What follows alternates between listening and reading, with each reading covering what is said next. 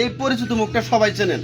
আমরা অনেকে জানি যে উনি কিন্তু দুনিয়াতে বেঁচে নাই, আল্লাহ তাআলা নিয়ে গেছেন, কিন্তু না, আল্লাহ ওনাকে বাঁচা রাখছেন, হায়াত দাসার করে আরো দোয়া করি আলো অনেকদিন বেঁচে থাকুক, এই কামনাই করি।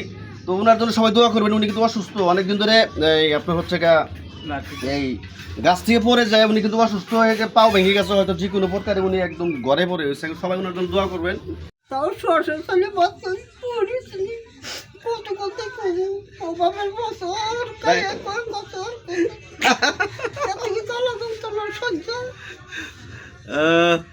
তো আসলে আমরা অনেকে জানি যে মধুওয়ালা কিন্তু আসলে এই অনেক পরিচিত একজন লোক, সবাই আমরা চিনি। অনেকে জানে যে মারা গেছে দুনিয়াতে না, হয়তো উনি এক্সিডেন্ট হয়েছে যে যে কোনো একটা অসুস্থতার কারণে উনি কিন্তু বাড়িতে বসে থাকেন। আমরা অনেকে জানি যে উনি নাই, দুনিয়াতে নাই, অবশ্যই কিন্তু উনি বেঁচে আছে। এইটা কিন্তু সবাই চেনে, এই মধুওয়ালা সেই এটা ভাইরাল লোক, সারা টাঙ্গাইল ডিস্ট্রিক্ট, সারা ঢাকা শহরের মধ্যে, ঢাকা বিভাগের মধ্যে সবাই চেনে রে। আপনারাও চেনেন। এই যে অনেকে জানে যে এটা নাই, দুনিয়াতে নাই। আমরাই তো মনে করছিলাম যে বাইসা নাই, হয়তো আল্লাহ তাআলা নিয়ে গেছে, কিন্তু অসুস্থ, এই জন্য বাড়িতেই বসা, এই জন্য কিন্তু উনি বেঁচে আছে, দেখতে পাইতেছেন। ওনার ঢঙ্গি কিন্তু এখনো যায় নাই। উনি আগের যে ভঙ্গিমা আসছিল, সেই ভঙ্গি কিন্তু এখনো করে, এই দেখতে পাইছেন তার প্রমাণ। এদিকে কেন তো কেমাটা মতো কিরকম ভঙ্গি করে দেখেন, মজার মানুষ একটা ছিলেন উনি। এখন পর্যন্ত আসলে ওই রকমই রয়ে গেছেন, বয়স হয়ে গেছে, তারপরেও কিন্তু ওনার মনটা কিন্তু ওই রকম চাঙ্গাই রয়ে গেছে। দেখেন অবস্থাটা। তো আপনি অনেকদিন ধরে বাড়িতে বসা না, বাড়িতে অনেকদিন ধরে বসা, আপনি অসুস্থ, এই অ্যাক্সিডেন্ট হয়েছিলেন? হ্যাঁ, অ্যাক্সিডেন্ট করছিলেন?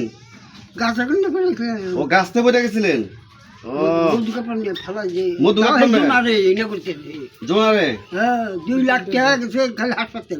আসলে শুনতেই পেলেন ওনার কথাগুলো। আসলে মানুষ যে রাস্তায় হাঁটে, দেখেন উনি কিন্তু সারা জীবন বল্লা নিয়ে খেলতো, মধু নিয়ে খেলতো। সে বল্লার চাকারতে মধু কাটার জন্য গাছে উঠে কিন্তু উনি গাছ থেকে এখন জোনারে ফালায় কিংবা যে কোনো প্রকার হোক, উনি কিন্তু গাছ থেকে পড়ে গেছেন। পড়ে যাওয়ার পরে অসুস্থ হয়ে গেছেন, হয়তো পা ভেঙে গেছে না? জোনারে মুসুরে নেয়, তাই নাকি? করবে মুসুরে নেয়। ও আসলে বয়স হয়ে গেছে, এখন এটা সারতে সময় লাগবে বেলা, তার জন্য না। যেন হাসপাতাল বড় ডাক্তার, হ্যাঁ, ওষুধ খিলাইতে আমি কয় যে এত ওষুধ খিলাইলাম, হ্যাঁ, তো একবারে 2 লাখ টাকা নিছি। 2 লাখ টাকা নিছে একবারে? কোন কি 2 লাখ টাকা একবারে নিছি, কিন্তু ওষুধ তো কত খিলাইতে, এত কোনো রোগ ধরা হাতে কিনে। ও আচ্ছা, আমি একটু ধারাতে দেখি। হ্যাঁ, এই আমি ওটা তো বাইরে আসি, আচ্ছা, উঠি উঠে আসলে ধরে চেয়ারে মোবাইল বসে না, চেয়ারে বসি, এই চেয়ারে বসি। আর ডাক্তারে নাই, এই হ্যাঁ, এমন করে হাত ফালাইছি করি, হাত ফালা হাত হাতে ঠিক হয়ে গেছে গা?